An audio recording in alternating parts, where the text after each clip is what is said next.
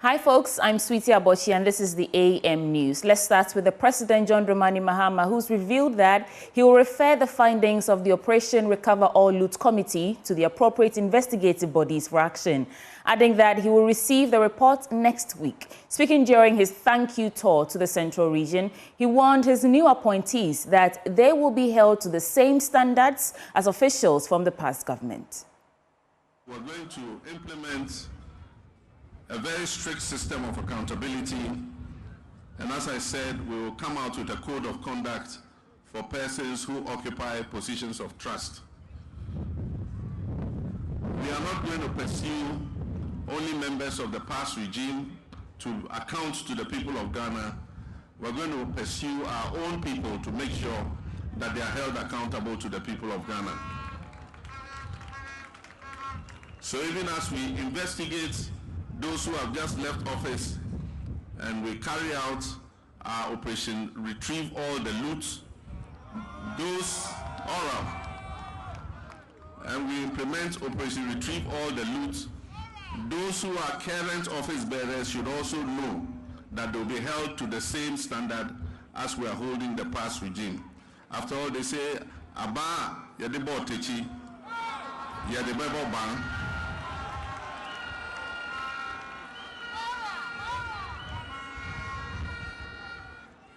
Next week, the oral committee that I set up is going to present its report to me, and I'll refer it to the investigative organizations to start their investigations against people who have misappropriated the resources of this nation. President John Dramani Mahama has also been talking about his government's commitment to operationalizing the Anumabo Fisheries College. Here's more. This morning, we visited the Anumabo Fisheries College, as you were told by the Vice President. It was a dream of our late President, President John Evans Atta Mills. It was packaged and work was started, and it was at an advanced stage of completion for the first phase when we left office. It is unacceptable that for 8 years that project has been abandoned and has not been continued. As I said, the budget is going to be read in March, and we're going to make provision in the budget to continue the project so that by the end of this year we can open that college for students.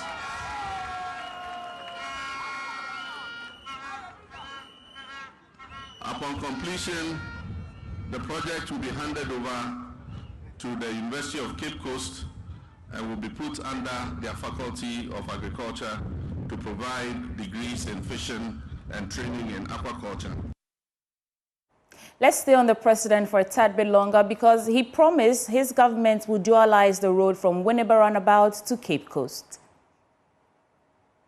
Late last year, the contract for the first phase of the dualization of the Kasua-Winneba Road started.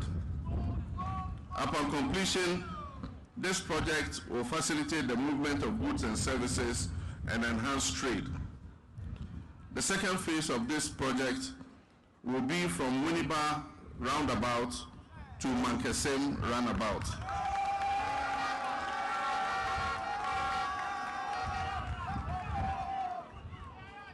And the third phase will be from the Mankesem Roundabout to Cape Coast. While phase 1 is ongoing, phase 2 and phase 3 will be packaged and funded under our Big Push program. We also have targeted important roads like the Yamuransa-Praso Road, and then the Cape Coast to Twifo-Praso Road, amongst others. Now let's get into Parliament because the minority in Parliament is charging the government to adopt the NPP's special initiative of purchasing ambulances for all constituencies across the country and do same for the fire service. The service has complained about faulty fire tenders with so many parts of the country without any working fire tenders, hampering its efforts to deal with recent fire outbreaks. And addressing journalists in Parliament, NPP MP for Forukrom Mike Edu explained that an initiative to equip every district with a working fire tender will put the fire service in readiness to deal with any fire outbreak in the country. I think, I believe we are doing a lot of lip service. We are doing a lot of lip service because if you look at the damage to our environment, you go to places and you see the way we burn things. People, you live next door and your neighbor is burning things into the atmosphere without consent to the neighborhood, without consent to the environment. You visit places and people still engage in bushfire burning. You go to villages and people want to go and catch game, and then they will still burn the forest. Devastation being caused by galamsey, devastation being caused by farming, our grasslands being devastated by fire, and so on. And then when you come to our communities, I feel some of these climate extremes that are going on, as a country, we've not put so much budget to it. How do we equip the National Disaster Management Organizations like NADMO? How do we equip the fire service? How many fire tenders are in the country? I know we are developing as a nation. There was a point in time where we didn't even have enough ambulances. Due to government efforts, we were able to procure enough ambulances. So in the same way, we have to take action and consciously get budgetary allocation for the fire service. The Ashanti Regional Minister, Dr. Frank Amakohene, has issued a 2-week ultimatum to persons mining in forests and along river bodies to desist from the illegality. Beg your pardon. He says the Regional Security Council is going all out to ensure the protection of forest and water bodies. The minister emphasized his commitment to support the president's move of ensuring mining is done properly. Nanaya Ojima was at a press conference in Kumasi and filed this report. Ashanti region is among areas plagued by illegal mining, with forest and water bodies among areas of target for gold mining.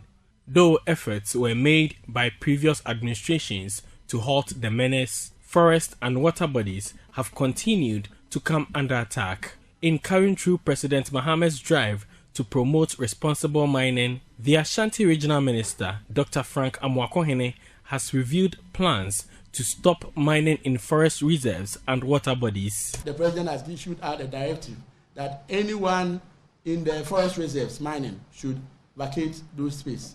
We are giving them up to 2 weeks, that if you are mining within the forest reserves and you don't want to be on the bad side or on the other side of the law, you have 2 weeks to vacate or to leave those spaces.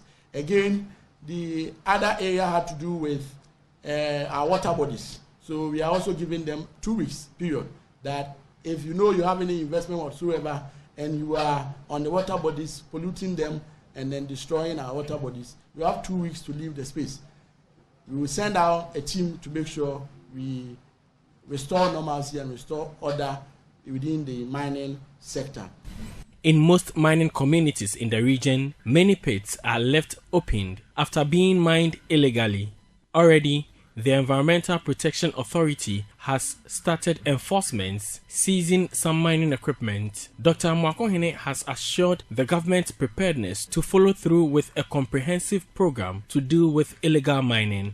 Having done that, we also realize that most of the rivers have their paths through different or other regions, for which reason the effort within Ashanti region to even curb the galamsey and the illegal mining issue may not or really does not come to light. So what is happening is that I'm working together with the other regional ministers who equally share most of the tributaries of the river, and the river passes through their regions, so that we can be holistic in our approach towards fighting this galamsey issue.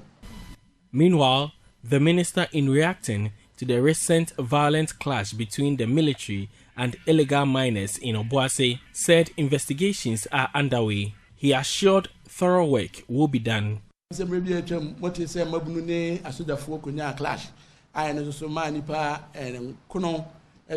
Not long ago, 9 lives were lost due to the clash between the military and illegal miners. The president issued a white paper demanding investigations to be conducted into the matter.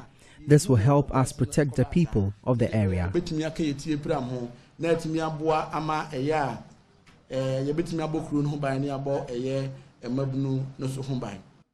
For Joy News, Nana Yaujima, Kumasi.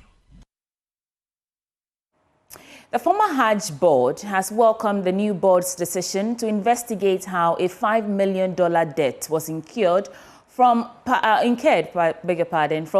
pilgrimages. Chairman of the 5-member interim Hajj task force, Alhaji Collins Dauda, revealed at a news conference yesterday that the debt left by the previous administration is owed to various firms that provided services for the pilgrimage. We'll tell you more.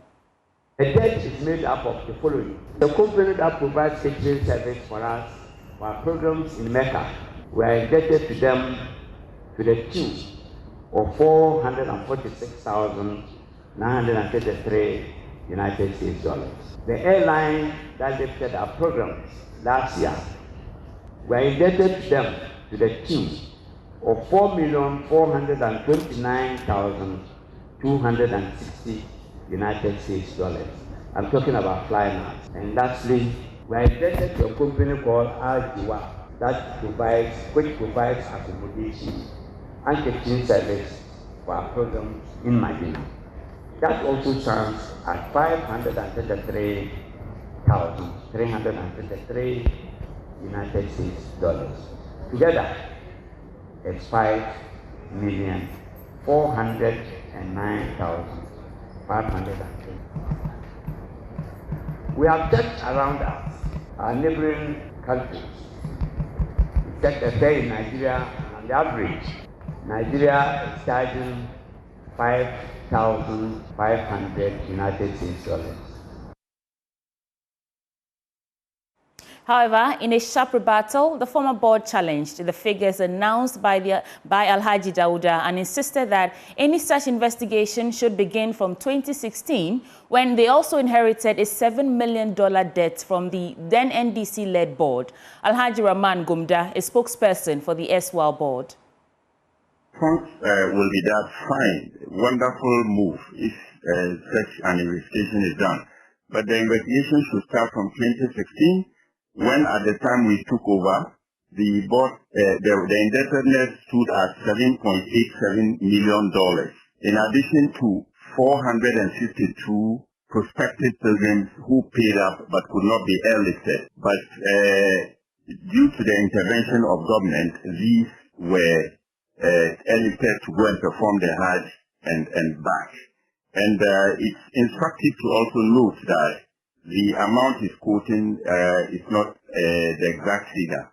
It is below $5 million as he puts it. It's about $4-something million.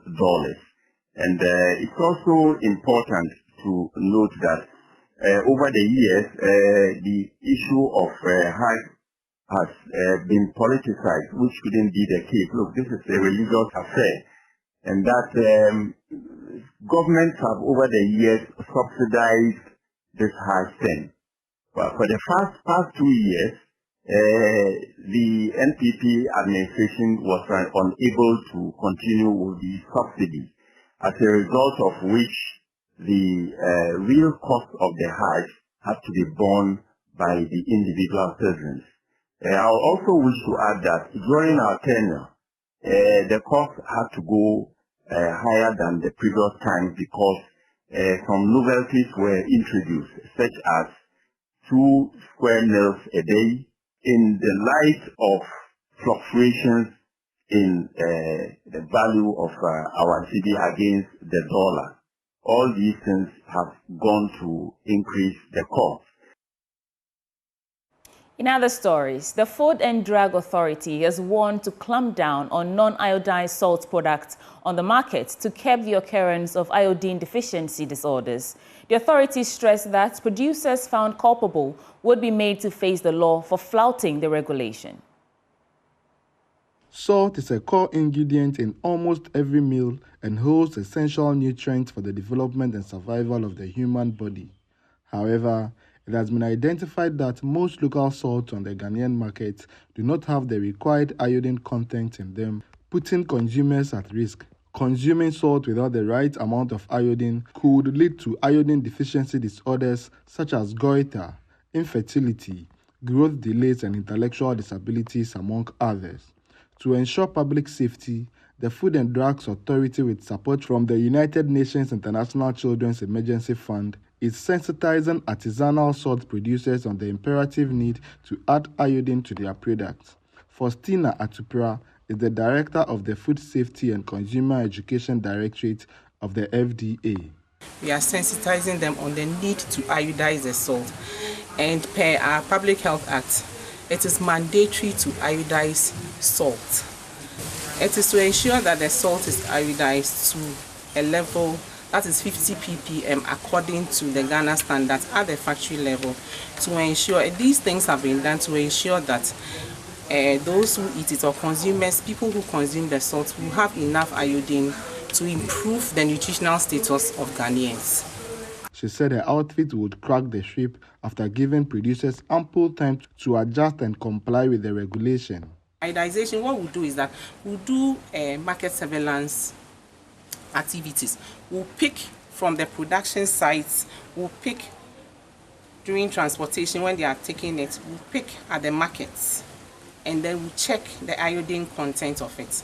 If we realize that you are not iodizing, regulatory sanctions will be meted against you. If we realize that even at the market, we can trace from the market to the source, and then whatever. And also at the factories or at the mining sites, we'll pick and then test. If you are not iodizing, it will be detained, and then you'll be forced to do the iodization before you can move the salt. Because the law says that all salts for human and animal consumption would have to. Participants, mostly salt producers in the Keta enclave, lauded the FDA on the enlightenment and promised to abide by the regulations to ensure public safety. Fred Kwame Asari, Joy News, Keta. Finding one's career path is a journey that often takes years, even decades. But for 3-year-old Nancy Owusu, destiny seems to have braided itself neatly into her tiny fingers. Despite her tender age, Nancy has already dazzled the world with an extraordinary talent for hair braiding, a skill her parents believe is nothing short of a natural gift. Emmanuel Bright-Kweku tells us more. Little Nancy, busy at work with all seriousness and dexterity to get a plait of hair done. Swiftly twisting the strands of hair, the 3-year-old's adeptness at braiding has left residents in Tabre, a community along the Kumasi-Sunyani Road, in awe. It all began one afternoon after she returned from school. Amina Yakubu is the mother. 1.5 months in here. Obane ebotri. Obesu ha mi amansino. A month and a half ago, when she returned from school, she worried me to allow her join us braid. I did not mind her until she woke up from her sleep and forcefully joined us. I was surprised at how she was braiding.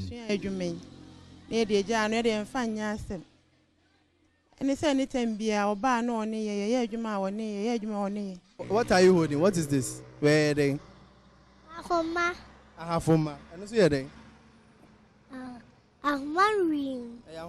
How old are they? Midi bottle. What the bottle? In a one a chair with 3 bo. One house here.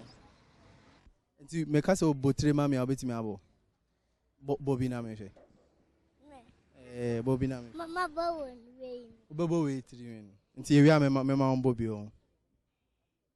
Okay, so she has become a wonder in this particular town. You're talking about Tabre in the Ashanti region, and in fact, everywhere across the country. After an exciting day at school, little Nancy spends her leisure time doing what she loves and does best.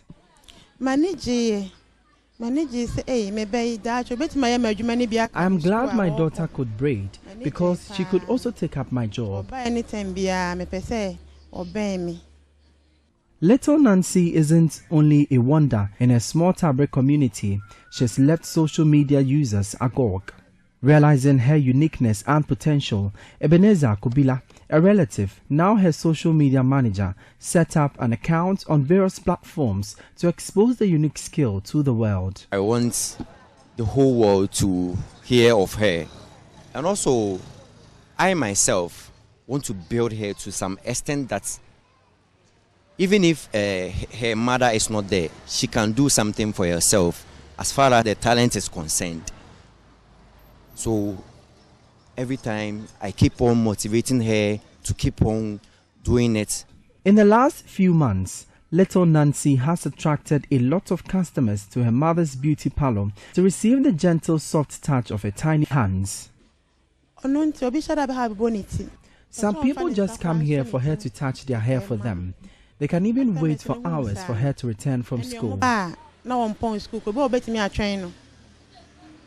Nancy naturally comes as an active, bubbly girl who is curious to know her environment.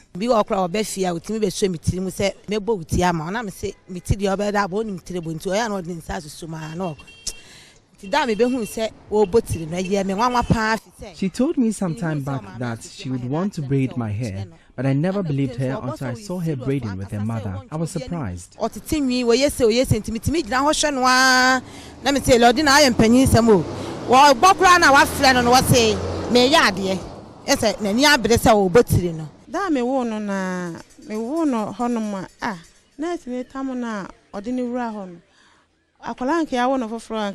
When I gave birth to her, she kept gazing at the room. The nurses were even surprised at her.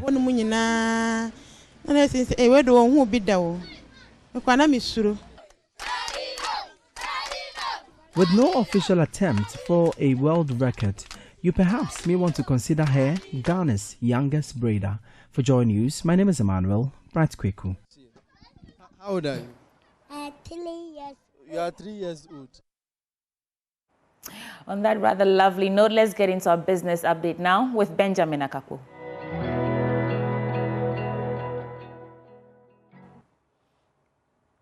You're live on our business updates. Let's start with what's happening on the currency market.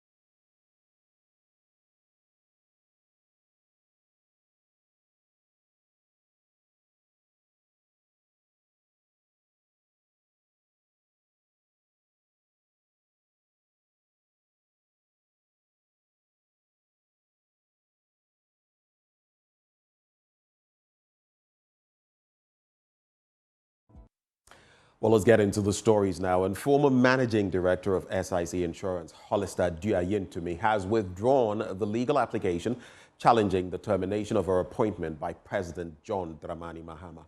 There's more in this Business Desk report.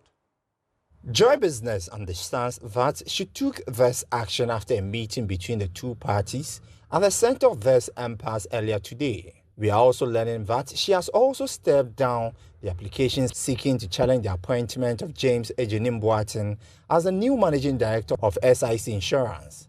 Sources say government has also agreed to go through the right approach when it comes to how the managing director of the insurance company should be appointed. Based on what we are hearing today, it is likely that Madam Duayentomi may get what is due her in terms of the compensation for a former managing director.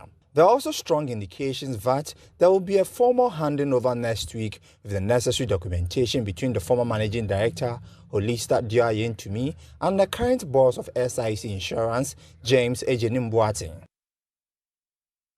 Now, insurance companies have justified the 10 percentage point increment in third-party tariffs from February the 1st, 2025. This is despite an earlier directive from the National Insurance Commission for the increase to be frozen until further notice. But the insurance companies insist that looking at the current environment, it might be difficult to comply with the regulator's directive. Dr. Kingsley Kwabason is the Chief Executive of the Ghana Insurers Association. Section 2561A of the Insurance Act gives the power to the Commission to set a minimum rate. And then the law is that practitioners cannot go below the minimum. The minimum rate as at now, per the conversation we have, is a rate that was established in 2024. That's 482 Ghana cedis on average. Okay. What we are saying is that in reality, we want to charge above the minimum, which is the 10% rate. I am reflecting about 530, and for a number of reasons. Cost of doing business generally has gone up. We're talking of inflation, we're talking of all these factors, exchange rate hikes, and other things that have direct impact on our operations. And so we are not saying that we are necessarily increasing. What we are doing is that we are charging a rate above the minimum that has been set, and that is the 10% increment in terms of the rate. NIC's directive sets the minimum. The minimum is 482. We have said that the NIC has set the minimum, but then looking at our operations, we must charge beyond the minimum. Make tracks now into the commodities market.